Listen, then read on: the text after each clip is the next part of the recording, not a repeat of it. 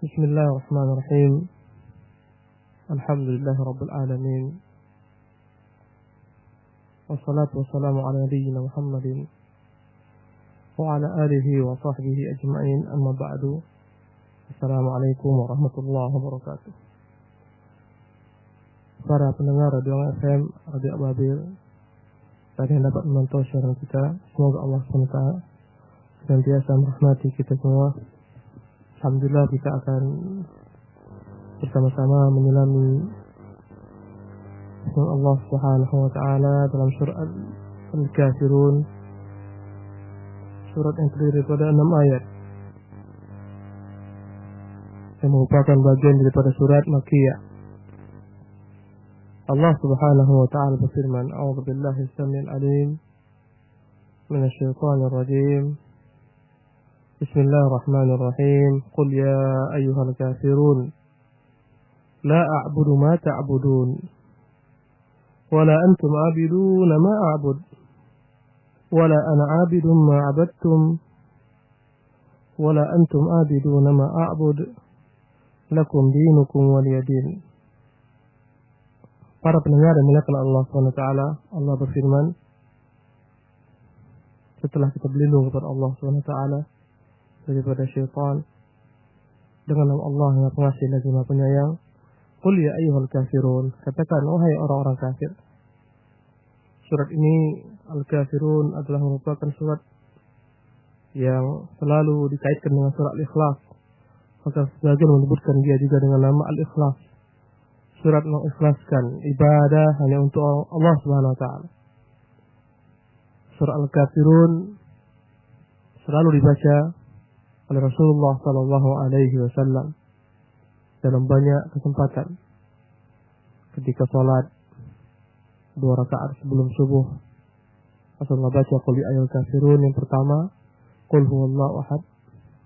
Yang kedua, rakaat kedua, ketika selesai tawaf, maka 2 rakaat tawaf yang pertama adalah qul ya ayyuhal kafirun, yang kedua qul huwallahu ahad. Dan dalam banyak salat-salat lainnya, Rasulullah sallallahu alaihi wasallam senantiasa mengiringkan antara ayat qul ya ayyuhal kafirun dengan qul huwallahu ahad. Karena itulah Al-Imam Al-Allamah Ibnu Qayyim rahimahullah taala menyebutkan bahwasanya qul ya ayyuhal kafirun ini adalah merupakan dalil tentang tauhid al-amali. Adapun qul huwallahu ahad adalah merupakan dalil tentang tauhid al-ilmi. Karena tauhid ada yang sifatnya adalah i'tiqad, keyakinan, ilmu tentang Allah Subhanahu wa Ta'ala sebagai zat yang berhak disembah. Tidak ada ilah yang berhak disembah kecuali Dia semata. Ini dalam surah Al-Ikhlas. Qul huwallahu ahad, katakan Allah yang esa, dalam bentuk informasi ilmu. Adapun qul ya ayyuhal kafirun menjelaskan amal, bahwasanya kita dalam beramal tidak akan pernah mengikuti amalan orang-orang musyrikin. Bahwasanya kita punya agama, mereka punya agama. Apa-apa yang kita sembah bukanlah sembahan mereka, dan sebaliknya pun demikian. Para pendengar dimuliakan oleh Allah Subhanahu wa Ta'ala, berbagai macam cara orang-orang musyrikin merayu Rasulullah sallallahu alaihi wasallam agar Rasulullah mengikuti cara beragama mereka. Dan begitulah sepanjang zaman orang-orang musyrikin, apalagi orang-orang Yahudi dan Nasara, tidak akan pernah rela terhadap kaum mukminin, terhadap orang-orang beriman, sampai mereka mengikuti cara-cara beragama mereka.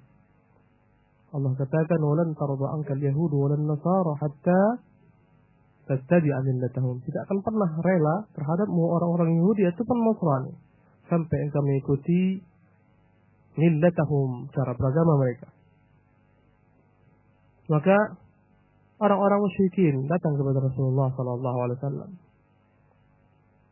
mengusulkan kepada beliau, wahai Muhammad, mari kita bertoleransi dalam beragama.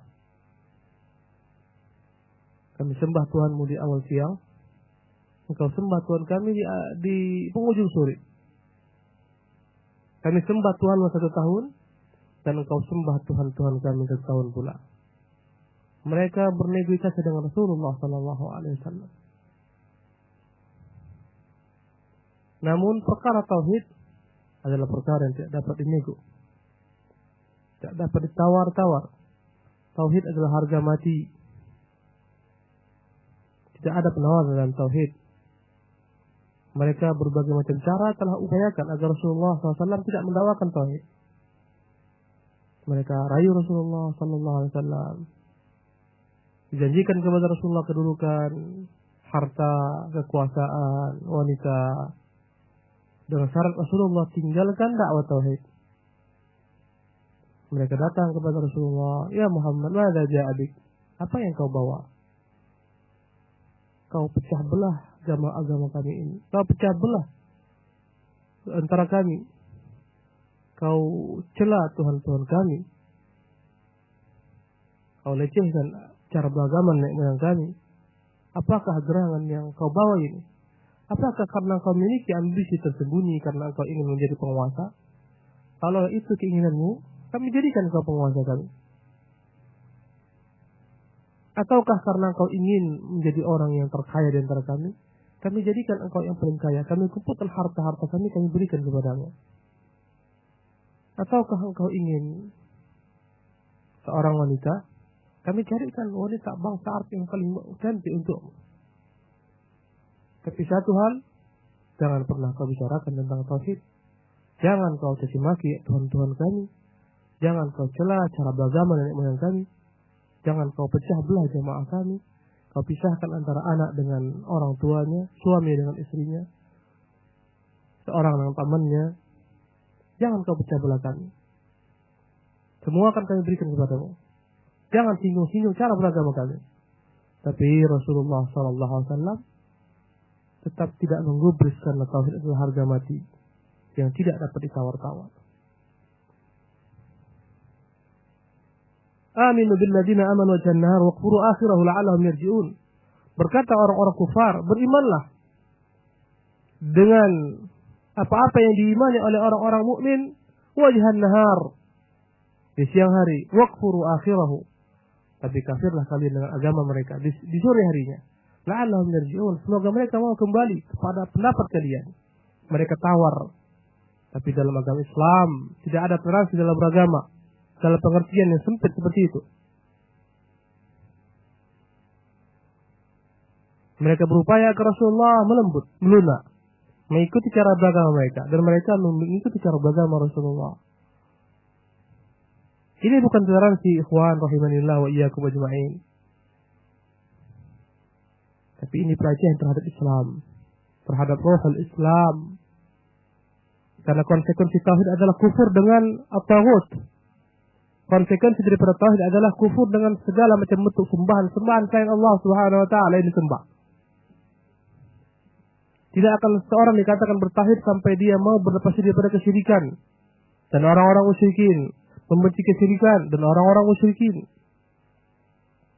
Maka Allah Subhanahu wa taala sebutkan kepada nabinya yang mulia, "Qul ya ayyuhal kafirun." Katakan wahai Nabi kepada orang-orang kafir, "Ya ayyuhal kafirun." Wahai orang-orang kafir. Seorang mukmin wajib meyakini bahwasanya agama Islam adalah agama yang hak yang dipilih Allah Subhanahu wa taala untuknya. Dan dia wajib menanamkan ke dalam akidahnya kebencian terhadap agama orang-orang musyrikin. Wajib dia tanamkan dalam dirinya kebencian kepada orang-orang kafir dengan agama yang mereka anut. Tidak seorang mukmin dikatakan mukmin sampai dia mau membenci kekufuran dan ahli kufur, berlepas diri pada orang-orang kafir. Lihatlah Nabiullah Ibrahim alaihissalam berlepas diri daripada orang-orang musyrikin. Laqad kana lakum fi Ibrahim wal ladzina amanu. Allah menyebutkan laqad kana lakum uswatun fi Ibrahim wal ladzina amanu ma'ah. Telah ada contoh suri tauladan bagi kalian dalam sosok Ibrahim dan orang-orang beriman besertanya. Idz qalu inna bura'a'u minkum mimma ta'budun. Tatkala mereka berkata kepada kaumnya, sesungguhnya kami berlepas diri daripada kalian dan apapun yang kalian sembah, apapun yang kalian ibadati. Allahu akbar. Qul ya ayyuhal kafirun, katakan Muhammad, wahai orang-orang kafir. Wajib bagi seorang mukmin meyakini kekafiran orang-orang kafir. Barang siapa yang ragu terhadap kekafiran orang-orang kafir, maka dia ternodai akidahnya. Termasuk pembatal daripada keislaman adalah ketika seorang ragu dengan kekafiran orang-orang kafir, kesyirikan orang-orang musyrik. Wajib ditanamkan dalam hati kita selain orang-orang mukmin, selain orang-orang yang ikuti Rasulullah sallallahu alaihi wasallam apapun agamanya, jika mereka tidak beriman dengan Rasulullah sallallahu alaihi wasallam, maka mereka adalah orang-orang kafir. Apapun agamanya, Yahudi, Nasrani, Majusi. Berkata Rasulullah, la yasma'u bi ahadun la yasma'u bi ahadun min hadhihi al-ummah Yahudiyyun wa Nasraniyyun wa lam yu'min billadhi bi'ithu bihi wa mata illa wa dakhala an-nar aw kama qala. Tidaklah beriman, tidaklah mendengar perihal diriku seorang pun daripada umat ini, Yahudi kah dia, Nasrani kah dia, dan tidak beriman dengan yang kubawa dan mati kecuali masuk neraka. Tanamkan dalam diri kita, agama tidak sama. Orang-orang yang menanamkan ke dalam benak anak-anak kaum muslimin agama itu semua sama, agama itu semuanya baik, ini adalah talbis iblis, tipu daya iblis. Agama berbeda. Orang-orang kufar tidak pernah mau agama mereka disamakan dengan agama Islam. Orang-orang Nasara tidak mau dikatakan dia Muslim. Demikian juga orang-orang Yahudi, demikian juga orang-orang Majusi. Kemudian muncul dari kalangan umat ini yang memiliki keyakinan yang kufur, i'tiqad yang kafir, yang menyatakan agama itu semua sama. Diajarkan di sekolah-sekolah, semua agama sama, mengajarkan kebaikan. La haula wala quwwata illa billah. Tidak ada agama tauhid kecuali Islam yang persembahkan segala macam bentuk ibadah hanya kepada Allah Subhanahu wa taala. Qul ya ayyuhal kafirun, katakan wahai orang-orang kafir, la a'budu ma ta'budun.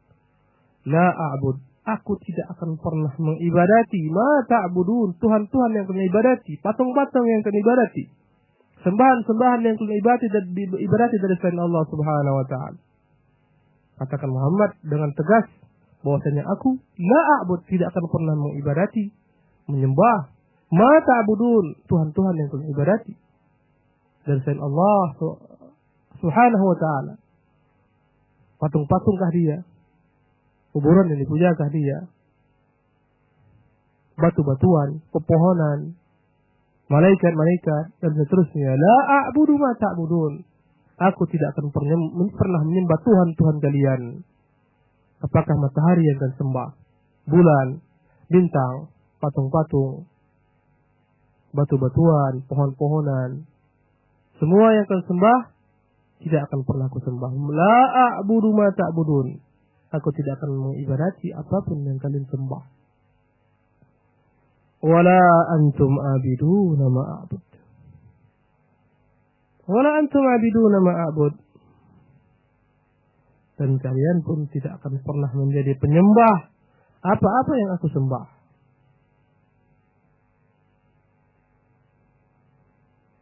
Wala ana abidum ma abadtum.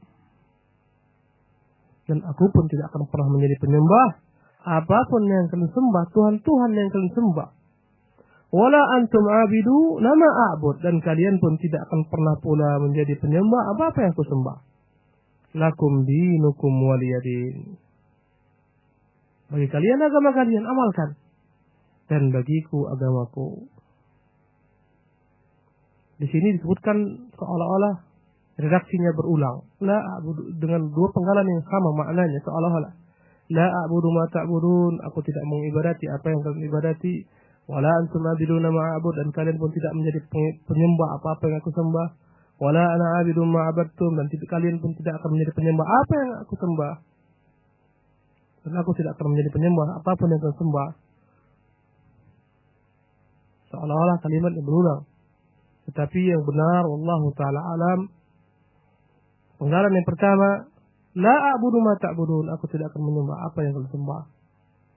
Maka hal ini mengisyaratkan tentang kata kerja fi'il, la a'budu ma ta'budun, aku tidak menyembah apa yang kalian sembah. Ini lil hal, menunjukkan sekarang aku tidak akan pernah menyembah apapun yang kalian sembah. Andai kata dia dengan isim, Disebutkan wala ana abidun ma abattum, dan aku tidak akan menjadi penyembah apa yang akan sembah. Itu lil mustaqbal. Tidak sekarang aku tidak sekarang ini tidak akan pernah menyembah apa yang akan sembah, dan kelak pun demikian aku tidak akan pernah menyembah apapun yang akan sembah.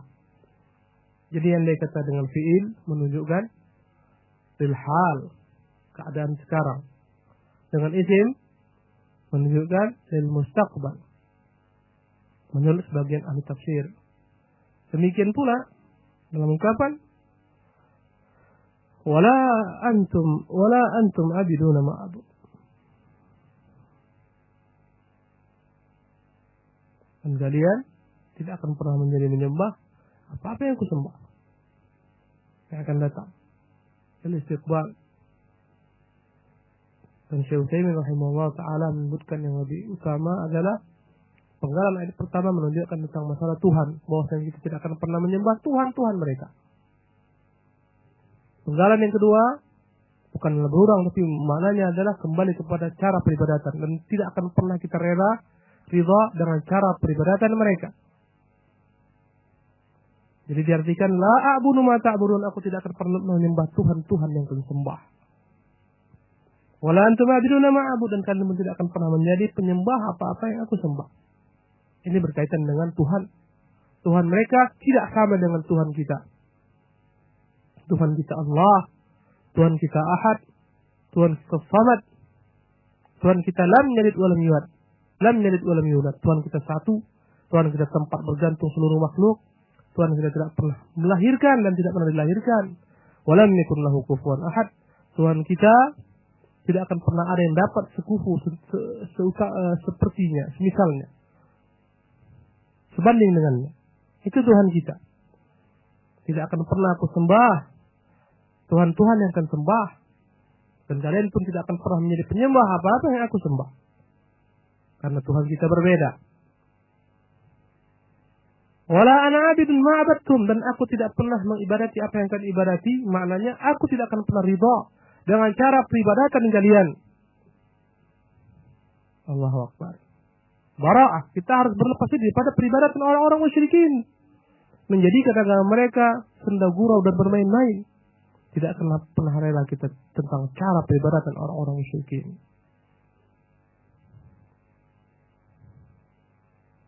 Wala antum abiduna ma'abud, dan kalian pun tidak akan pernah rela dengan cara beribadahku. Enggak ada toleransi dalam perkara-perkara seperti ini.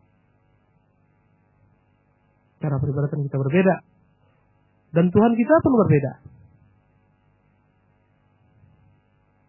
Maka ini disebut dengan tauhid al-amali. Lakum dinukum waliyadin. Bagi kalian cara beragama kalian yang kalian rela, yang kalian ridha. Bagi kalian Tuhan kalian akan sembah. Waliya din, dan bagiku agamaku. Ini adalah merupakan pembatas dalam agama kita. Dalam bermuamalat, memang kita nggak terlarang melaksanakan transaksi dengan orang-orang musyrikin, jual beli. Rasulullah SAW bermuamalah dengan orang-orang Yahudi Khaybar. Rasulullah pekerjakan mereka dijadikan Rasulullah sebagai mitra dalam berbisnis, dalam mengelola kadang-kadang kaum muslimin. Rasulullah SAW pinjam uang daripada Yahudi, dan dia jadikan jaminannya baju perang beliau. Ali radhiyallahu taala anhu bermuamalat, bekerja dengan seorang Yahudi, dia timbakan air, kemudian diberikan upah kurma. Bermuamalat, babnya luas. Gak ada masalah terhadap orang-orang kufar, memang kita boleh bermuamalah kepada mereka dalam perkara muamalah. Dia sewa rumah kita, gak ada masalah. Jika memang diperuntukkan untuk cepat tinggal, dan seterusnya. Kita berbisnis dengan mereka sebagai pemodal, kita sebagai pengusaha, ataupun sebaliknya, nggak ada masalah. Dalam perkara-perkara muamalat terhadap orang-orang kufar yang bukan memerangi kaum muslimin, Kita boleh bermuamalah dengan mereka. Tapi dalam perkara akidah, dalam perkara keyakinan, tidak ada intervensi terhadap kita. Walaupun kita sebagai pekerja, yang bekerja dengan orang-orang kufar, tapi akidah jangan diganggu. Jangan larang kita sholat. Jangan larang kita berpuasa. Jangan larang kita memakai hijab. Jangan larang kita memakai jilbab. Karena agama adalah nilai yang termahal. Jika terdapat dikumpulkan antara agama dengan dunia, maka dunia harus ngalah. Agama harus tegak. Nggak boleh seorang muslim melecehkan dirinya. Bekerja dengan orang-orang kafir, dan orang kafir melemahkan, melecehkan agamanya. Menghinakan agamanya, melarang dia sholat. Memperolok-olok agamanya. Ini adalah perkara yang besar di hadapan Allah SWT. Maka jangan sampai seorang muslim rela agamanya dihina. Dan dia dihinakan cara ibadahnya. Tuhannya diperolok-olok. Ini perkara besar sekali. Maka setiap orang muslim harus memiliki izzah, kemuliaan, merasa mulia dengan agamanya, merasa mulia dengan Islam, tidak merasa leceh dengan Islam, merendahkan Islam, karena ini kekufuran. Banyak orang-orang yang dia karena tidak belajar, tidak memiliki ilmu, diliputi kejahilan, merasa malu beragama Islam. Terkadang jika ditanya apa agamamu, ragu-ragu dia menjawab, Bapak agamanya apa? Allah. Ini menunjukkan kedangkalan akidahnya. Katakan saya muslim. Tuhan saya Allah Subhanahu wa taala. Jangan ragu-ragu mengatakan saya muslim. Tunjukkan saat Anda seorang muslim. Dan Islam lebih mulia daripada dunia seisinya. Tak dapat dijual agama Islam dengan apapun juga. Dapat digantikan Abdullah bin Udzabah, salah seorang sahabat Rasulullah sallallahu alaihi wasallam. Ketika dalam perangan dengan orang-orang Romawi, berkata Raja Romawi, datangkan kepadaku tawanan daripada orang-orang Islam dari golongan sahabat Muhammad. Aku ingin melihat bagaimana agama mereka di mata mereka sendiri. Maka terjadilah peperangan. Ditawan sebagian kaum muslimin oleh orang-orang Romawi. Masuk padanya Abdullah bin Hudzafah As-Sahmi radhiyallahu taala anhu. Pada masa Umar bin Khattab radhiyallahu taala anhu. Kemudian dia dipanggil. Kemudian dia ditawarkan oleh raja berbagai macam iming-iming dunia. Wahai fulan, engkau sahabat Muhammad, maukah engkau jika kuberikan kepadamu setengah daripada kerajaanku, tapi dengan syarat kau tinggalkan agama Islam? Dia katakan, wahai raja, jangankan setengah daripada kerajaanmu, seluruh kerajaanmu kau berikan kepadaku, dunia seisinya kau berikan kepadaku, tapi dengan mengganti agama aku tidak akan pernah dapat kuterima. Subhanallah. Berapa banyaknya orang-orang Islam yang begitu dangkal akidahnya, gampang sekali melepaskan agamanya, nikah sama orang kafir, keluar murtad, naudzubillah, tertarik sama laki-laki kafir, kemudian menikah. Kemudian laki-laki itu menawarkan dengannya untuk pindah agama dan dia pun kafir. Dia murtad. Subhanallah wal'iyadzubillah. Ditawari pekerjaan, ditawari pendidikan, ditawari fasilitas kesehatan gratis. Dia kafir, dia murtad. Alhamdulillah. Abdullah bin Udzafah As-Sahmi mengatakan, kalaulah kau berikan semua kerajaanmu kepadaku, plus kau tambahkan dunia ini semua, tidak akan pernah kuganti agamaku. Allahu Akbar. Agama tidaklah akan dapat digantikan dengan apapun juga. Harga mati. Kemudian raja memerintahkan para pengawal untuk menjarakan laki-laki tersebut. Kembali dia lihat. Dia ingin uji sampai di mana tingkat keistiqomahan seorang sahabat Muhammad dalam agamanya. 1 hari tidak diberi makan, 2 hari tidak diberi makan, 3 hari tidak diberi makan. Maka hari ketiga, setorkan ketika itu makanan yang haram, babi. Wal'iyadzubillah. Ditawarkan, setorkan. Dan dia dalam kondisi yang sangat kelaparan. Namun dia bertekad bulat. Karena ini dalam rangka at-tahaddi. Dalam rangka menunjukkan izzatul Islam. Dia tidak makan, dia tidak sentuh daging itu. Allahu Akbar. Padahal kalau dia dalam kondisi darurat boleh dia makan. Tapi ini dalam rangka tahaddi agar tampak kemuliaan Islam, dia tinggalkan daging, tidak disentuh sedikit pun. Gagal, batal misi raja. Kemudian diuji dengan yang lain. Dimasukkan ke dalam penjara itu seorang perempuan. Dipilihkan perempuan bangsa Romawi yang paling tercantik, pelacur untuk merayunya. Berbagai macam cara, berbagai macam trik-trik dilakukan oleh perempuan tersebut, perempuan lacur tersebut. Namun Abdullah As-Sahmi tidak akan pernah bergeming sedikit pun. Padahal dalam kondisi yang dia jauh daripada keluarga, jauh daripada anak familinya, daripada istrinya. Tapi karena akidah telah tertanam, dia tidak peduli dengan godaan tersebut. Dia tinggalkan seluruhnya. Tidak bergeming sedikit pun. Seolah-olah dia melihat perempuan itu sama dengan melihat batu. Sehingga sang perempuan putus asa dan keluar. Kemudian raja kembali menguji. Dipanggil Abdullah. Disiapkan api besar, diletakkan kuali besar. Diperintahkan salah seorang tawanan kaum muslimin untuk dicampakkan di hadapan mata Abdullah As-Sahmi. Dicampakkan dalam air menggelegak yang panas mendidih, dicampakkan orang tersebut, direbus hidup-hidup. Kemudian raja berkata, wahai Abdullah, itulah nasib daripada dirimu jika engkau tidak mau pindah, tinggalkan agamamu. Kemudian raja melihat Abdullah, Hudzaifah menangis. Kenapa engkau menangis? Apakah engkau mulai tertarik dengan tawaranku? Apakah engkau akan pindah kepada agama kami? Dengan tegas Abdullah bin Mas'ud berkata, demi Allah aku menangisi yakni nyawaku yang satu. Kenapa cuma satu nyawaku?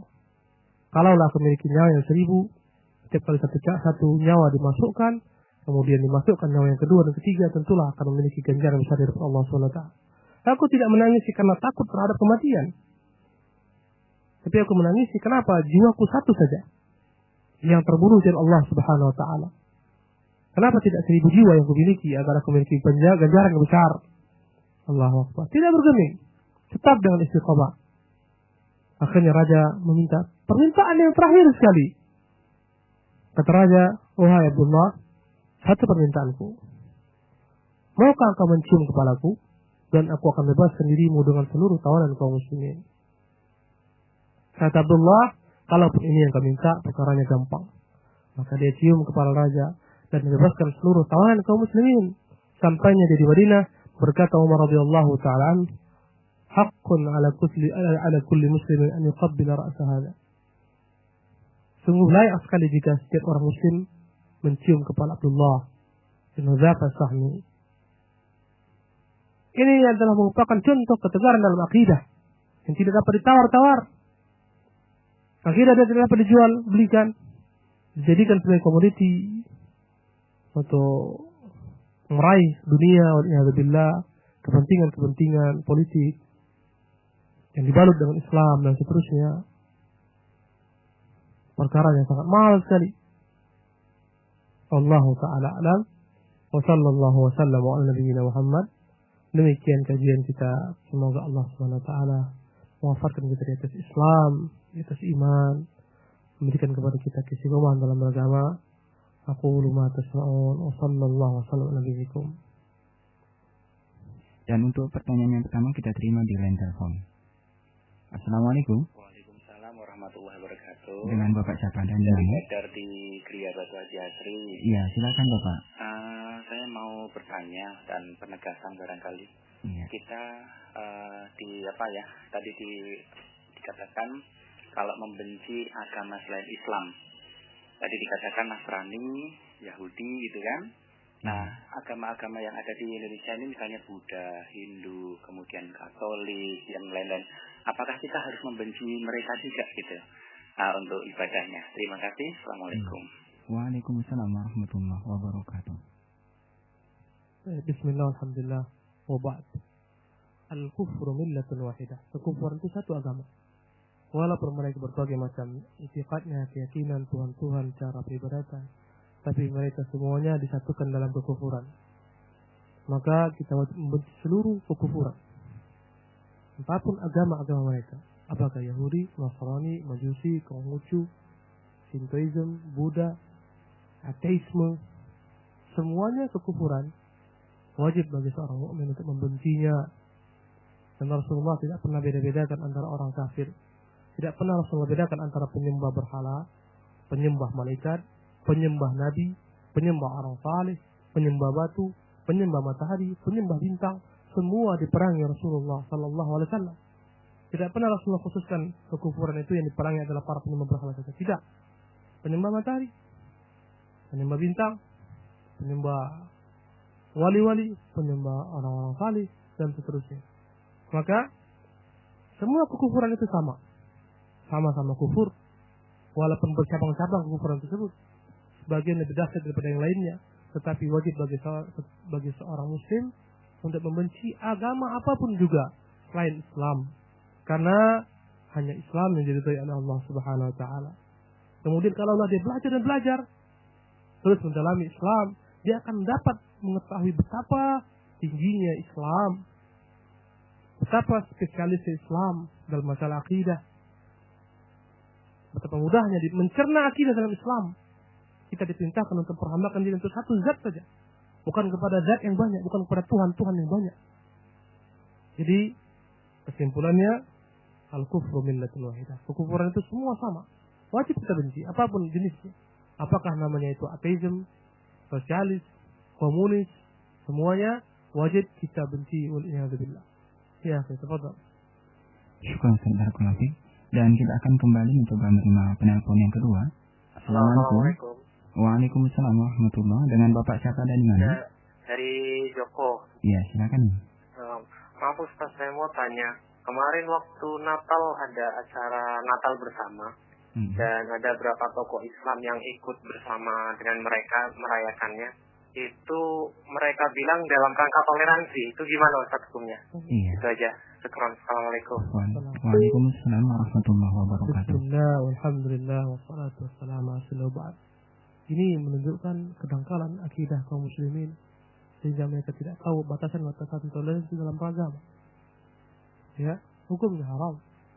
Haram bergembira bersama menyambut yakni hari raya orang-orang kufar, apapun namanya, apapun agamanya. Haram mengucapkan ucapan tahniah kepada orang-orang kufar dalam hari raya mereka, apapun agamanya. Haram ikut serta dalam perayaan-perayaan mereka. Haram membantu segala macam aktivitas pelaksanaan tata cara ibadah mereka. Karena ini perkara akidah loh, perkara agama. Bukan situ toleransi dalam Islam. Toleransi kita tidak paksa mereka beragama Islam. Itu mana toleransi? Toleransi kita boleh berhubungan dengan mereka dalam bermuamalat.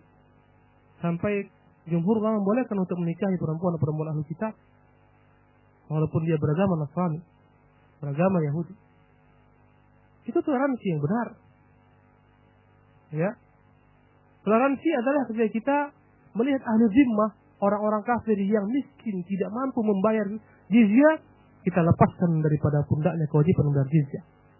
Toleransi ketika kita melihat tetangga kita orang kafir yang tidak merangi kaum muslimin, membutuhkan uluran tangan kita, yang membutuhkan bantuan kita bantu dia untuk memberi makan contohnya dalam keadaan kelaparan, atau dia sakit contohnya, nggak ada yang mengantar kecuali kita pada malam hari, kita antar dia ke rumah sakit. Ini kemanusiaan, ini toleransi dalam agama. Masalah kemanusiaan. Istrinya melahirkan malam hari, nggak ada tangga yang punya mobil kecuali kita antarkan dia ke rumah sakit, kita bantu dia. Ini masalah kemanusiaan. Tapi masalah agama, bukan itu makna toleransi. Maka hendaklah kita menyebarkan dakwah ini kepada kaum muslimin. Banyak kaum muslimin yang nggak tahu. Mereka turut bersama-sama berhari raya bersama, menghadiri acara-acara keagamaan mereka. Wal'iyadzubillah. Maka ini adalah perkara yang haram besar. Ya.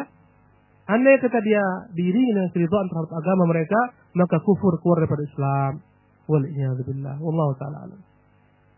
Syukur Barakallahu fiik. Dan kita akan kembali menerima penelpon yang ketiga. Assalamualaikum. Waalaikumsalam Ustaz. Ya, dengan Bapak siapa dan di mana Bapak? Masih di Batuang. Ya, silakan kalau bisa dikecilkan dulu suara radionya Bapak. Assalamualaikum Ustaz. Waalaikumsalam warahmatullahi wabarakatuh. Saya mau bertanya soal yang berhubungan dengan musyrikin Ustaz. Kalau umpamanya saya seorang petani Ustaz. Saya membeli pupuk. Saya panen besar, saya bilang saya panen besar karena pupuk. Tapi saya musyrik. Tapi kalau saya mengatakan saya panen besar karena Allah, pupuknya mah pupuk urea. Bagaimana penjelasan Ustaz? Assalamualaikum warahmatullahi wabarakatuh. Waalaikumsalam warahmatullahi wabarakatuh. Bismillah, alhamdulillah wa ba'd. Seorang mukmin harus menjauhi kata-kata yang dapat menggelincirkan dia ke dalam kesyirikan, yang merupakan syirik kecil yang akan menjadi syirik besar, jalan pada syirik besar. Maka kita lihat Nabi berupaya untuk memangkas segala macam ucapan-ucapan yang dapat menggelincirkan seorang muslim dalam akidahnya. Ketika ada sahabat mengatakan, Masya Allah wa syi'ta, terserah Allah dan engkau wahai Muhammad. Kata Nabi, bagaimana kau samakan kehendak Allah dan kehendakku? Katakan terserah kehendak Allah saja. Jangan katakan terserah kehendak Allah dan engkau Muhammad. Ini upaya. Ketika ada seorang perempuan yang budak yang menyanyikan syair-syairnya di hadapan Nabi, di antara kami ada Nabi yang mengetahui perkara-perkara yang akan terjadi esok hari, berkata Nabi, kau pangkas kata-kata ini. Karena Nabi tidak tahu perkara-perkara baik. Maka Rasulullah melarang orang bersumpah dengan nama selain Allah SWT. Man halafa falyahlif billah. Yang bersumpah dengan nama Allah. Faman halafa bi ghairillah faqad asyrak. Yang bersumpah dengan nama selain Allah, dia telah berbuat kesyirikan, syirik kecil. Maka banyak ucapan-ucapan yang mengandung kesyirikan yang harus kita ralat. Kalau bukan karena dokter si fulan, aku tidak akan sembuh daripada penyakitku. Ini kalimat-kalimat syirik. Syirik kecil. Jika dia meyakini dokter tersebut sebagai penyebab, kalimat ini mengandung syirik kecil.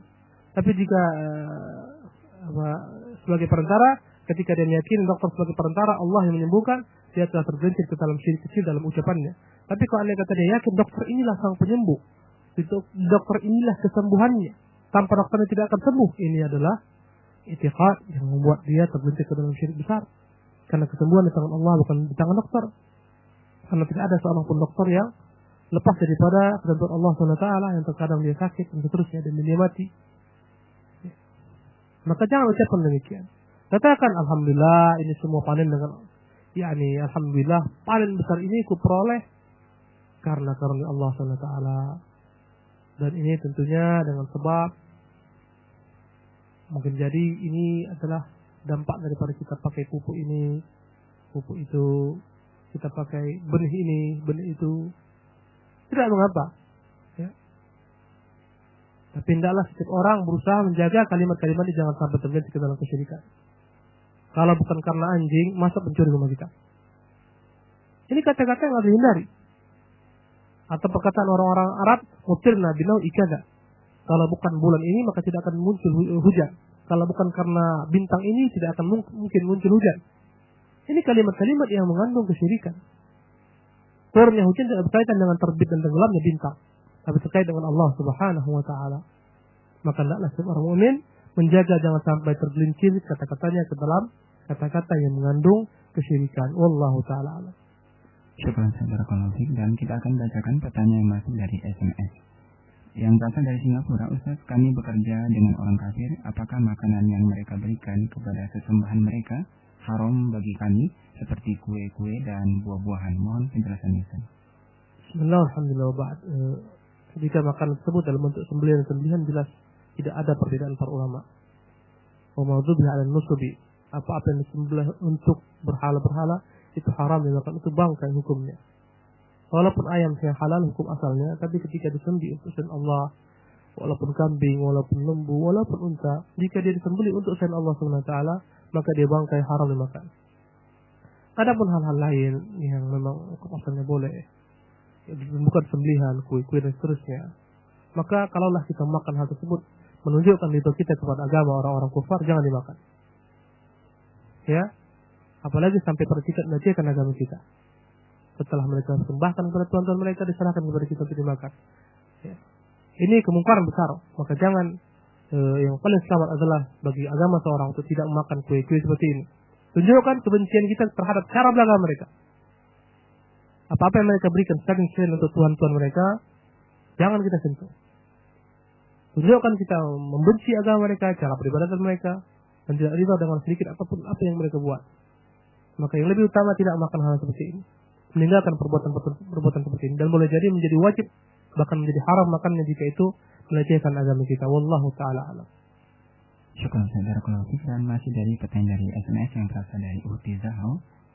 Boleh menanyakan, Ustaz, apakah hukumnya menyewakan rumah kepada orang kafir yang di dalam rumahnya ada patung untuk mereka sembah? Bismillah, alhamdulillah, ba'd. Ini perkara penting yang harus dipahami oleh para pendengar. Bahwasanya dalam Islam segala sesuatu itu harus dirinci dengan detail. Harus dijelaskan apa tujuannya untuk menyewakan rumah. Jika tujuannya untuk menyewakan rumah tersebut terhadap orang kafir untuk disewakan saja untuk bertempat tinggal dan seterusnya, maka boleh beli saja. Dan ini muamalat. Walaupun dalam kehidupan mereka sehari-hari boleh jadi mereka di sana menyembah Tuhan mereka, menggantungkan patung mereka sembah. Karena hukum asalnya adalah untuk menyewakan rumah ditempati oleh mereka. Ini tujuannya, maka dibolehkan.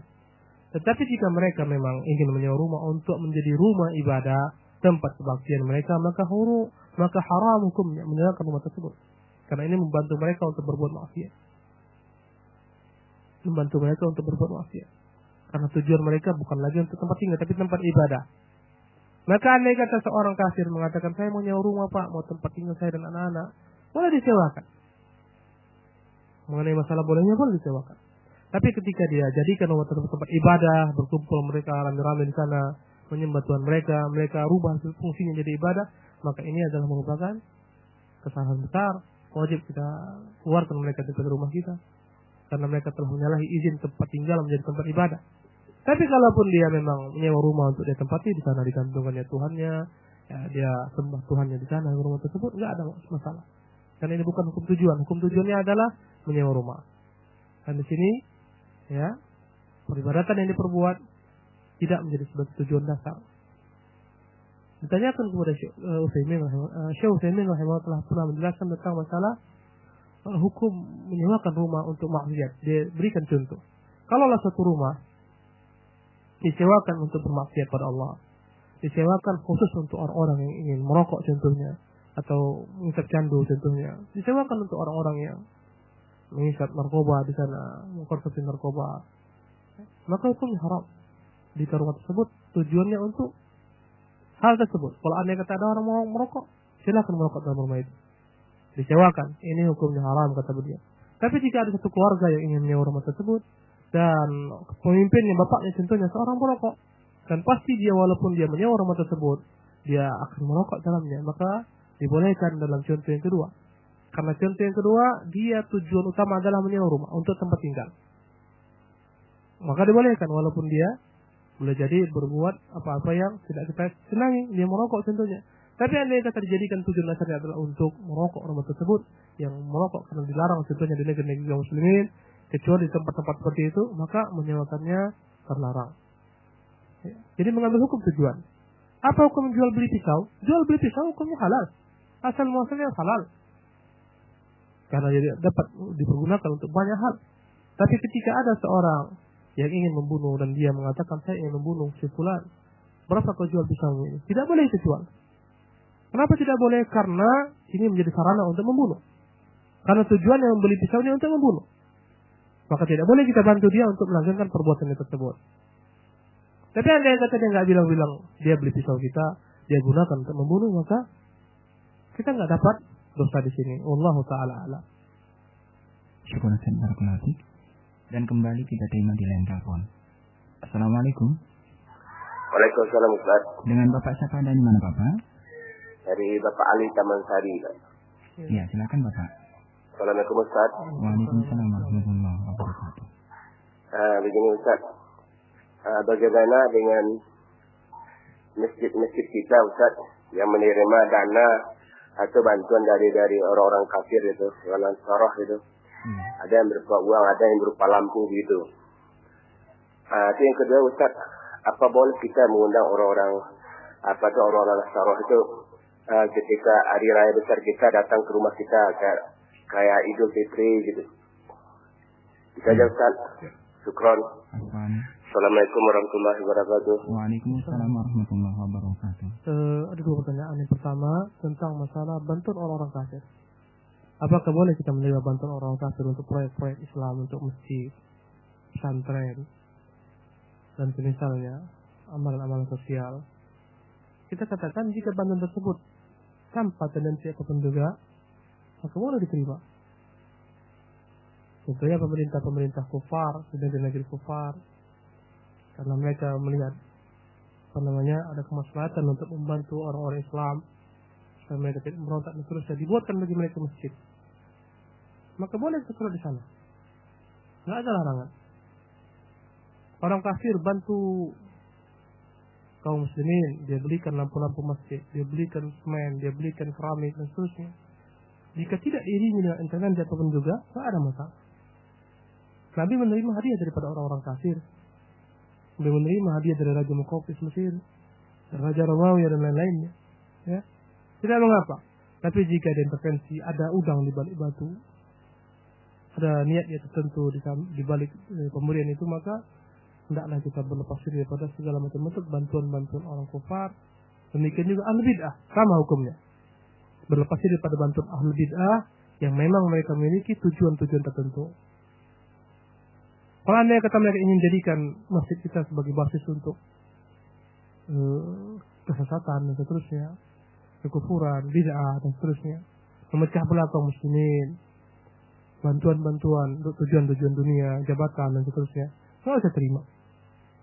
Allah Maha Kaya, Allah akan memberikan kepada kita kecukupan insya Allah Taala. Kita tidak butuh terhadap orang-orang yang memberikan bantuan bukan dengan Allah atas nama Allah Subhanahu Wa Taala, tapi untuk kepentingan mereka. Kalau bantuan tersebut sifatnya sosial, tidak ada sama sekali ikatan, terimalah, tidak ada masalah. Itu untuk mengenai pertanyaan pertama. Yang kedua, bolehkah kita mengundang orang-orang kufar untuk mendatangi acara-acara hari raya kita? Jika tujuannya untuk dakwah, nggak ada masalah.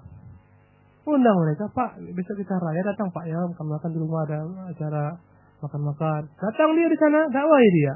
Inilah Islam Pak, inilah agama yang hak, inilah bagaimana kita beribadah. Nggak ada masalah.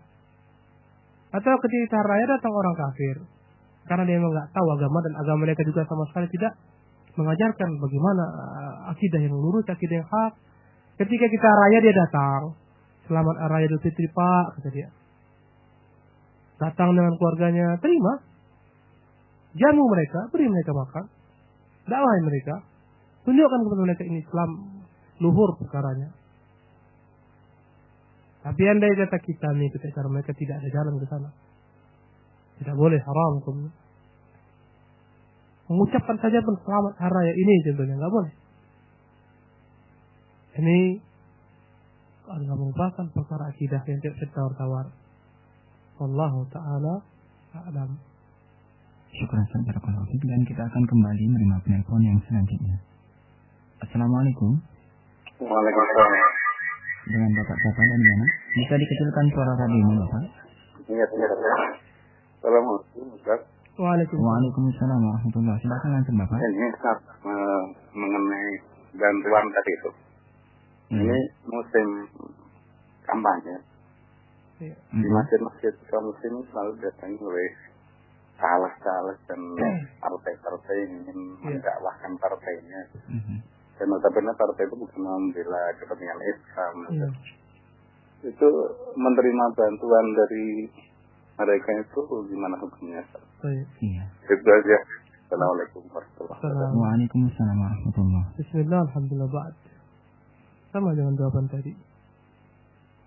Jika dengan bantuan tersebut mereka inginkan kepentingan-kepentingan lainnya, dunia, jabatan dan seterusnya, ya, maka berlepas daripada bantuan-bantuan mereka. Allah Maha Kaya, yang tidak butuh bantuan mereka. Bahkan kalau dapat dakwahi mereka, ketika mereka infak, ini Pak, tapi pilih-pilih kita ya, ingat kita Pak ya, tolong jamaah-jamaah masjid ingat kita ya, ini sudah dekat masanya. Katakan kepadanya, barakallahu fiik, adakumullah, Semoga Allah memberi petunjuk kepada antum sekalian. Hendaklah bertakwa kepada Allah. Ikhlaskan niat karena Allah SWT semata berinfak. Bukan karena kepentingan pun juga karena bahaya. Sebutkan kepadanya hadis Sahih Muslim. Wahai bapak yang dimuliakan Allah SWT. Dalam Sahih Muslim dikatakan 3 orang bertanggung dibakar. Di antaranya adalah orang yang bersedekah dengan tujuan untuk dipuji, disanjung, dipuja, diangkat untuk jabatan tertentu dan seterusnya. Katakan kepada ini kesyirikan. Dan Allah tidak akan terima segala macam bentuk kesyirikan. Katakan kepadanya, Pak, kita terima Pak, tapi nggak ada istilah harus begini begitu Pak ya. Mohon maaf saja. Ya, silakan bantu saja.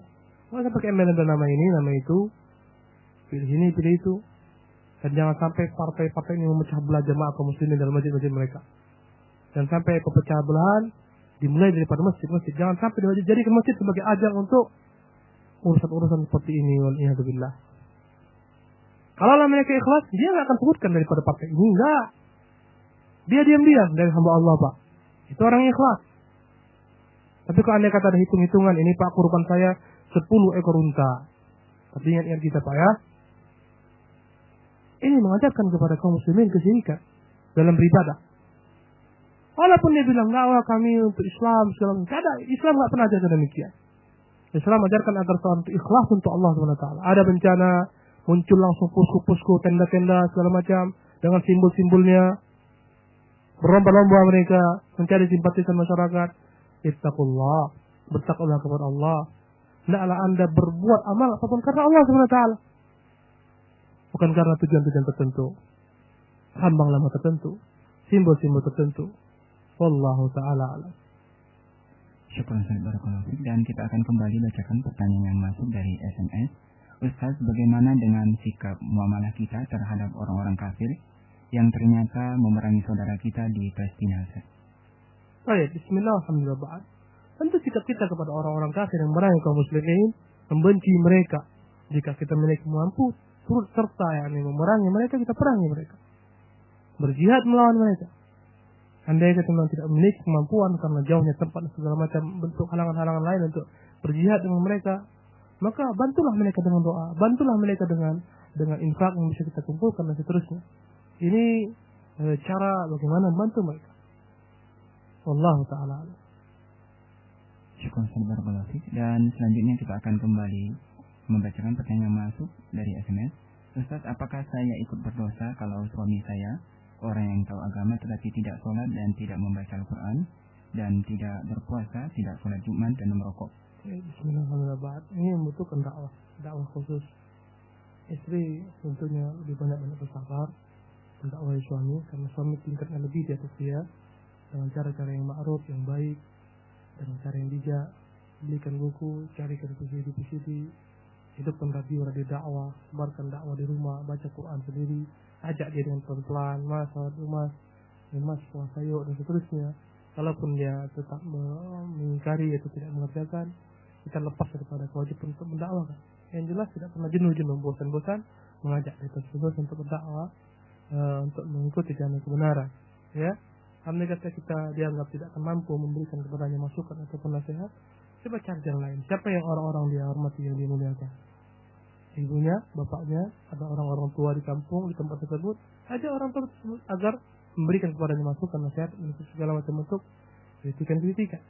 Ya, carilah berbagai macam cara yang dibolehkan dalam agama untuk menyadarkan suami. Wallahu ta'ala alam. Tapi andai kata semua sudah dibuat, kemudian suami masih tetap melaksanakan kemaksiatannya, maka sang istri tidak mendapatkan dosa insyaallah ta'ala, karena setiap orang akan memikul dosa dengan apa-apa yang dia perbuat. Wallahu ta'ala. Kita akan bacakan pertanyaan masuk dari SMS dari Bengko.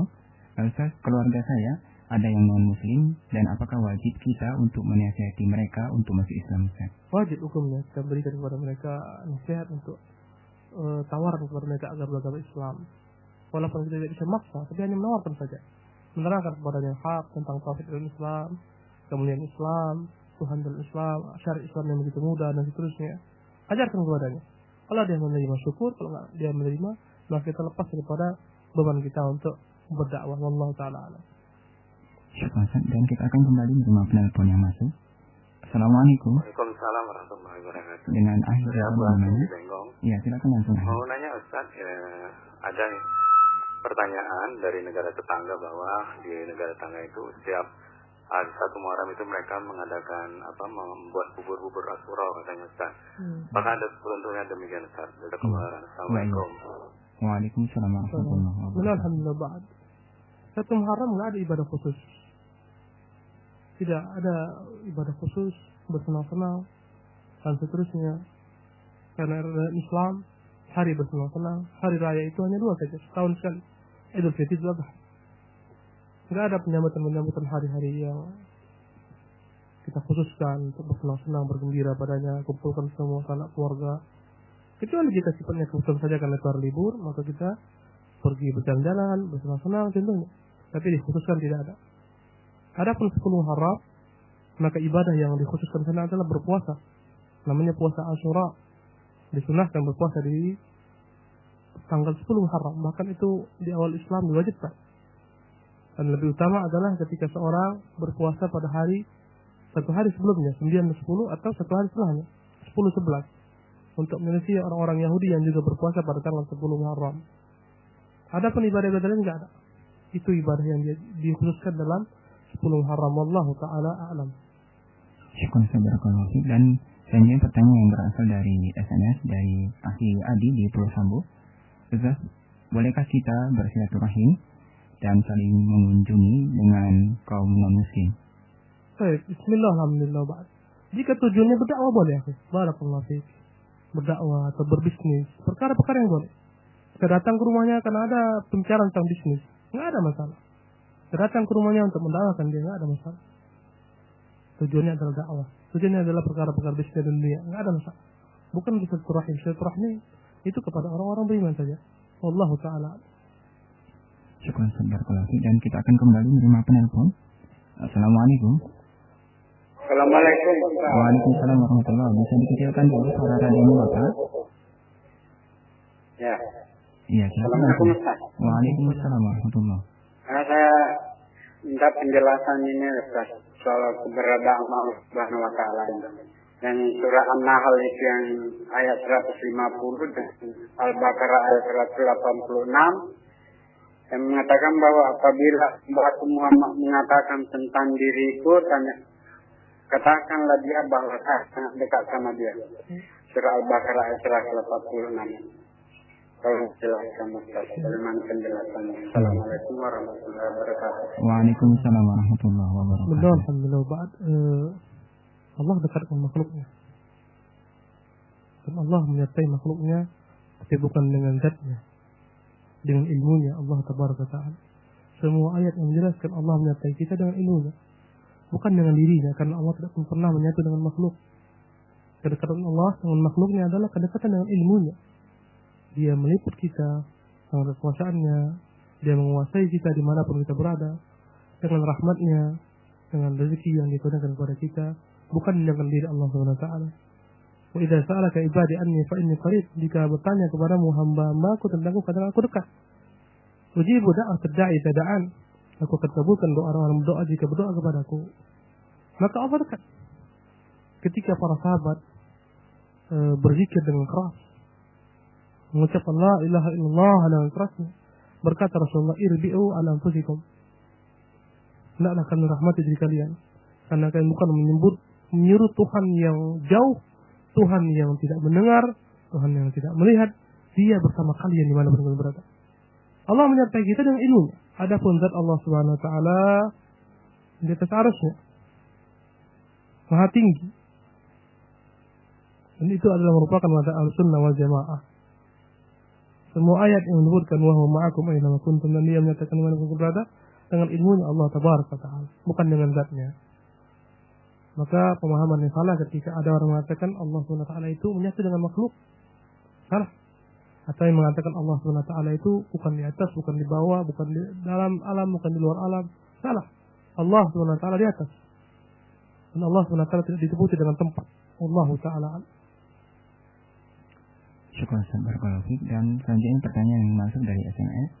Ustaz, bila kita berkunjung ke rumah orang kafir dan jika kita diberi minuman ataupun makanan dari wajan mereka, apakah boleh kita makan? Baik, bismillah, alhamdulillah. Jika kita meyakini memang mereka itu tidak senantiasa memasak makanan yang diharamkan, najis contohnya, boleh. Nabi mendatangi undangan seorang perempuan Yahudi dan makan dari makanan disajikan oleh perempuan Yahudi tersebut. Disajikan baginya makanan, daging kambing. Nabi makan sallallahu alaihi wasallam. Dan ternyata perempuan Yahudi yang terkutuk ini malah meracuni Rasulullah sallallahu alaihi wasallam. Jadi intinya enggak ada masalah. Selama itu pemberian ahli kitab, makanan orang kafir yang halal, enggak ada masalah. Selama itu memang piring-piringnya semuanya bersih mata kita, enggak ada najis, enggak ada masalah. Ya, perkaranya luas. Wallahu ta'ala a'lam. Ya, syukur Ustaz, barakallahu. Dan insyaallah kita akan bacakan yang terakhir Ustaz, yang masuk dari SMS dari Batu Aji. Ustaz, apakah hukumnya mengasuh anak orang-orang kafir? Bismillahirrahmanirrahim. Jika terkait dengan muamalah, enggak ada masalah. Kita buka tempat permainan atau playgroup, dan di sana orang-orang kafir masuk, anaknya kita asuh, enggak ada masalah. Karena itu perkara muamalah. Bahkan andai kata memang boleh, kita pendakwakan mereka, mengajarkan mereka ini yang benar, ini akidah yang benar, ini Tuhan yang benar, maka akan lebih baik jadinya. Wallahu ta'ala alam.